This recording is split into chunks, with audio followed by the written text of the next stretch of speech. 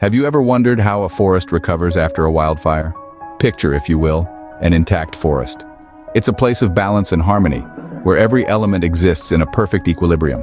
The trees, the underbrush, the wildlife, all of it supporting and being supported by the others. This is much like a psyche before trauma, a well-adjusted mind in a state of emotional balance and resilience. In this forest, the trees represent our emotions, the underbrush our thoughts, and the wildlife our actions. Each element feeds into the other, creating a stable ecosystem of psychological well-being.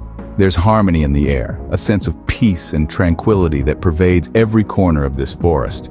But then, imagine a wildfire. It tears through the forest, leaving nothing but ash and charred remains in its wake. The once vibrant forest now stands ravaged and barren, its balance disrupted, its equilibrium lost. This is a metaphor for the aftermath of trauma, a psyche thrown into emotional turmoil, its resilience diminished. The trees, once tall and sturdy, are now mere skeletons of their former selves, symbolizing emotions thrown into chaos. The underbrush, once lush and teeming with life, is now scorched earth, signifying the turmoil of thoughts. The wildlife, once vibrant and diverse, is now silent and absent, reflecting actions paralyzed by fear and uncertainty. The wildfire-ravaged forest and a traumatized mind share a similar story. Both had their balance disrupted, their harmony shattered. In both cases, what was once a place of peace and tranquility is now a place of chaos and despair. But just as a forest has the capacity to recover from a wildfire, so too does a traumatized mind have the capability to heal and regain its balance. So, as we delve deeper into the legend of the pandemology wildfire, let us remember that our journey is not just about understanding trauma. It's about understanding the capacity for healing, for resilience, for growth that is inherent in all of us. Just like a wildfire can disrupt the harmony of a forest, trauma can unsettle the balance of our psychological well-being. But what happens after the fire? How does the forest begin to heal? Well, imagine the first green sprouts pushing through the charred earth, reaching towards the sky. This is symbolic of the emergence of new growth, the first sign that healing has begun. These fledgling shoots represent the burgeoning of emotional healing, the first tentative steps toward restoring balance and resilience. Just as the forest begins to reclaim itself, so too does the human spirit start to mend its emotional wounds. The new growth is a beacon of hope, a testament to the enduring power of life, and a signal that renewal is possible. It's a cycle, you see. The sprouts lead to seedlings, the seedlings to saplings, and the saplings to towering trees. This is the cycle of resilience, the journey from trauma to healing. But it's not always an easy journey. There might be hurdles along the way, obstacles that impede growth. Just as a forest might struggle with poor soil or insufficient rain, so too might an individual grapple with unaddressed emotional wounds. Stagnation in recovery is like a forest that can't grow, a loop where resilience fails to fully regenerate. It's when the emotional scars of the past continue to hold sway, preventing the healing process from truly taking root. It's the shadow of the wildfire, lingering long after the flames have been extinguished. It's a cycle, but a destructive one. A cycle that needs to be broken for healing to occur. But how does one break this cycle? How does one move from a state of stagnation to one of growth? The answer lies in acknowledging the emotional wounds, in addressing them rather than avoiding them. It's about recognizing that healing, like growth, is a process. It's not always linear and it's not always predictable. There might be setbacks along the way, hurdles to overcome. But with each step forward, with each new sprout, resilience begins to regenerate. Yet, resilience is not just about enduring, it's about thriving. It's about transforming the scars of the past into the strength of the present. It's about finding hope in the midst of despair, finding growth in the ashes of destruction.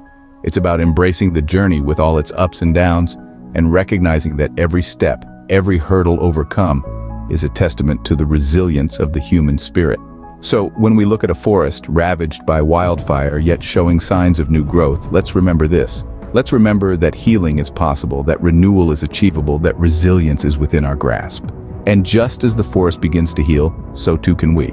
Because our emotional healing, like the new growth in a forest, is a testament to the resilience of the human spirit. Just as new growth signals the potential for the forest's renewal, our emotional healing is a testament to the resilience of the human spirit. However, not all paths lead to recovery. How does the forest navigate these diverging trails? Picture the forest as a living, breathing entity, possessing the innate wisdom to adapt and heal.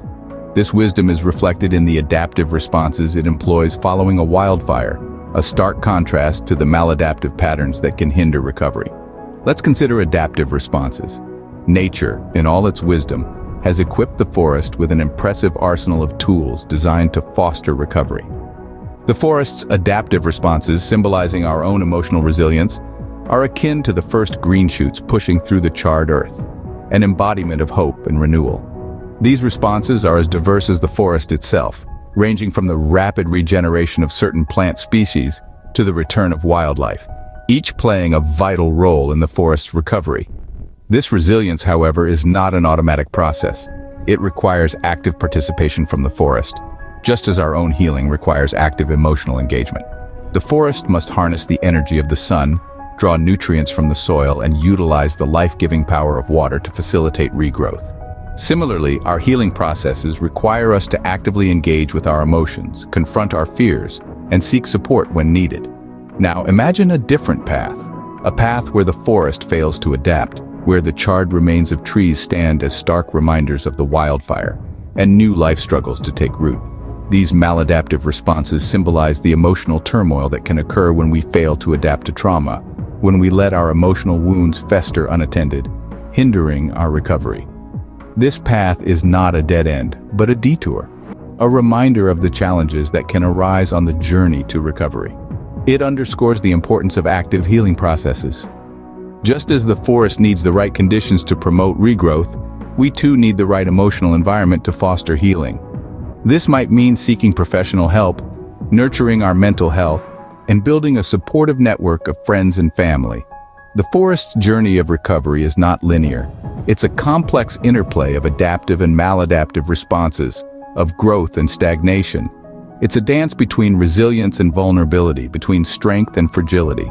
Yet, through it all, the forest remains steadfast, its roots dug deep into the earth, its branches reaching out for the sky, embodying hope and resilience. As we walk through the forest, let's remember that each tree, each leaf, each blade of grass is a testament to the forest's adaptive responses, its resilience in the face of adversity. The forest, in its infinite wisdom, teaches us that we too have the capacity to adapt, to heal, and to grow, even in the aftermath of the most devastating wildfires of our lives. Just as the forest adaptively responds to promote its recovery, we too can choose paths that foster our healing and resilience. But no forest recovers in isolation. What role does the community play in its recovery? The forest's triumph over wildfire is not a solitary battle. It is a symphony of interconnected life forms, a chorus of support that echoes through the charred tree trunks and budding leaves. Just as the forest thrives through the network of life within it, so does the human spirit find solace and strength through shared resilience. In the grand theater of recovery, the community and support play leading roles. They are the invisible threads that bind the fabric of resilience. They are the wind beneath the wings of a phoenix, rising from the ashes of trauma. The role of community in enhancing resilience is like the sun that nourishes the forest, fostering growth and rejuvenation. It's like the rainfall that quenches the parched soil, encouraging seeds to sprout and life to flourish anew. This healing process is not a straight path, but a winding trail, marked by the footprints of those who lend their support. The community provides a safety net, a web of interconnected lives that catch us when we stumble and help us stand tall once more. It's the shared laughter that pierces the silence of isolation, the collective strength that lightens the burden of adversity. It's the camaraderie that fuels the spirit, the empathy that softens the heart, and the love that heals the soul. Yet the absence of this support network can lead to isolation. It's like a forest left to heal without the sun, the rain, or the nurturing touch of life. The emotional health of a forest or a person can wither in the vacuum of solitude, much like a tree starved of sunlight. Without the chorus of community, the symphony of recovery can fall flat. The shadows of isolation can stretch long and cold, casting a chilling pall over the vibrant landscape of healing. The absence of support can exacerbate emotional turmoil, much like a wildfire that rages unchecked, consuming all in its path. But even in the darkest corners of the forest, there's always a glimmer of hope. The reintroduction of connection can illuminate the path to recovery, reflecting the healing power of community. It's like the first ray of dawn breaking through the night, a beacon of hope that guides the forest and us out of the darkness. Support can come in many forms, from the comforting words of a friend to the shared silence of understanding. It's the hand that reaches out in times of need, the shoulder that offers a safe place to rest, the heart that understands without judgment. Each connection weaves a thread into the web of support, strengthening the fabric of resilience. It's a testament to the power of unity, the strength in numbers, and the transformative magic of shared healing.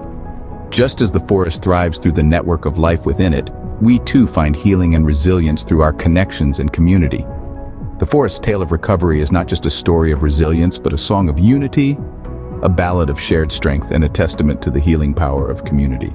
So what can we learn from the forest's journey of recovery? The narrative of the forest, shaped by our triads, brings to light the intricate ballet between trauma and healing, adversity and resilience, isolation and connection. It underscores the nonlinear nature of recovery, where setbacks are integral, and growth is attained through both self-reliance and the nurturing embrace of community support. This forest saga serves as a metaphor for our own human condition, inherently equipped for rebirth and metamorphosis, even in the wake of life's most devastating wildfires. It applauds the strength discovered in vulnerability, the wisdom in seeking support, and the elegance of a community's healing touch. Just as the forest rejuvenates, bearing both the scars and new life, we too can navigate our path through the darkness, guided by the light of interconnectedness, resilience, and hope. Like the forest, we too are inherently capable of growth and transformation, even after the most devastating wildfires of life. Let's celebrate the strength found in vulnerability, the wisdom in seeking help, and the beauty of a community's healing touch.